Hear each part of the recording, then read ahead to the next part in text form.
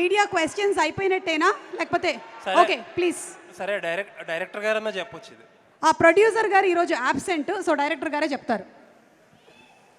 Yeah sorry. Actually ఇండస్ట్రీలో ఏదన్నా ఒక సినిమా బడ్జెట్ గురించి మాట్లాడితే సినిమా తీసిన వర్కింగ్ డేస్ బట్టి కానీ, లేకపోతే అది రిలీజ్ అయిన టైం బట్టి కానీ, లేకపోతే ద అమౌంట్ ఆఫ్ విఎఫ్ఎక్స్ ఆ సినిమాలో ఉన్నదాన్ని బట్టి కానీ ఒక ఐడియా వస్తుంది. ఇది ఎంత ఎక్కువ అయితే ఆ సినిమా బడ్జెట్ అంత పెరుగుతూ ఉంటుంది. సో మీ సినిమాకి నిన్న విశ్వక్ గారు ఒక మాట చెప్తూ almost 40% of the budget VFX అన్నారు. ఆబ్వియస్లీ అంటే విఎఫ్ఎక్స్ చాలా ఎక్కువ పార్ట్ ఉందని అర్థం. ఇంకొకటి 5-6 ఇయర్స్ తీశారు మీరు.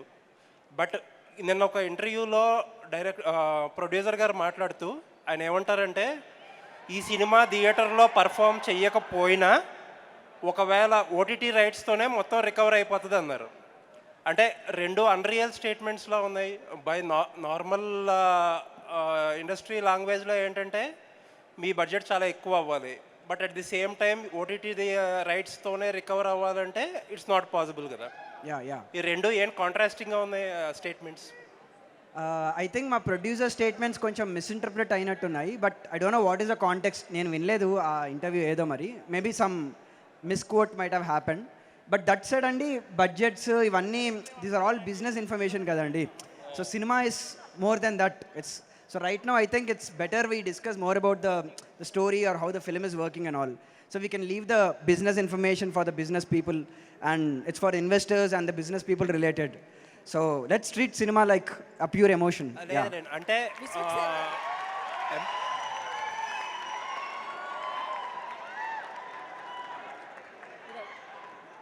అంటే ఎమోషనల్ కోషెంట్ ఆల్రెడీ ఒక మంచి ట్రైలర్ ఇచ్చి సక్సెస్ అయ్యారు.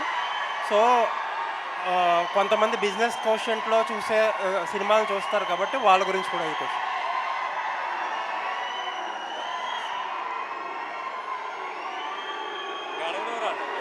Anyways all the best. Vishwak Sen garu, hi bro. Hi bro.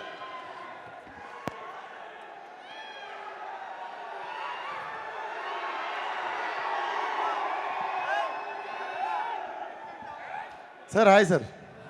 Hi bro. చెప్పండి బ్రో. మిమ్మల్ని గోదావరి యాసలో క్వశ్చన్ అడుగుదాం అనుకుంటున్నా.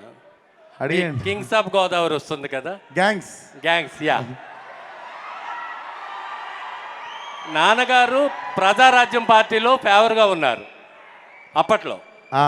మీరు జనసేన పార్టీకి ఎప్పుడు వస్తున్నారు?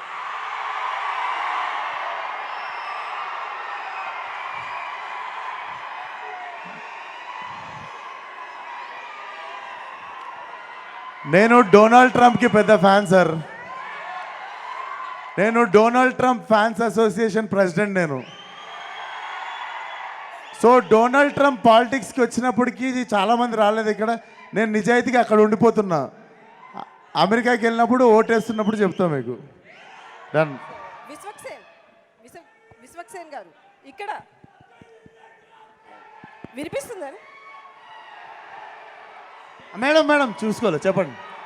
సో అంటే స్టార్టింగ్ డేస్లో కాబట్టి ఈ మూవీ స్క్రిప్ట్ యాక్సెప్ట్ చేశారు. ఒకవేళ ఇదే స్క్రిప్ట్ ఈ డేస్లో మీ దగ్గరికి వస్తే యాక్సెప్ట్ చేస్తారా? డెఫినెట్లీ చేస్తా మేడం. అదే స్టోరీ కదా, డెఫినెట్లీ అదే మంచి సినిమా. అప్పుడు మంచి సినిమా, ఇప్పుడు చెడ్డ సినిమా అయిపోదు కదా. ఎందుకంటే రియల్ లొకేషన్స్లో మీరు షూట్ చేశారు. అప్పటికి విశ్వక్ సేన్ అంటే పెద్దగా ఎవరికి తెలియదు. సో మీరు రియల్ లొకేషన్లో షూట్ చేస్తున్నప్పుడు అగోరా అనుకుని రియల్గానే మీకు బెగ్గర్ అనుకుని కాదు మేడం. హిమాలయాల్లో ఇప్పుడు కూడా నన్ను ఎవడు గుర్తుపడతాడు? నేను హిమాలయాలకు వెళ్తే ఇప్పుడు కూడా గొరిల్లా షూట్ చేసుకోవచ్చు. సో నాకు తెలిసి హిమాలయాల్లో మేము షూట్ చేస్తున్నప్పుడు కూడా మేము పోయిన దగ్గర మేము మనిషిని కాదు, ఒక కుక్కను కూడా చూడలేదు.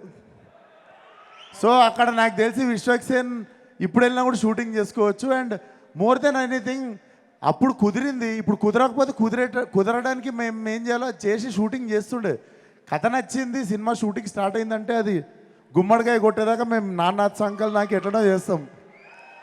ఆ కథ నచ్చాలి అంతే. ఆ కథ నాకు నచ్చింది, నేను ఇప్పుడైనా చేస్తాను సినిమా. సో కొంతమంది మీ ఫ్యాన్స్ కావచ్చు, కొంతమంది ఏమంటున్నారంటే విశ్వక్ సేన్ హీరోగా కంటే అగోరాగా నిజంగానే చాలా సెట్ అయ్యాడు అంటున్నారు. బెస్ట్ కాంప్లిమెంట్ గా అందుకే సినిమా చేసినా కదా.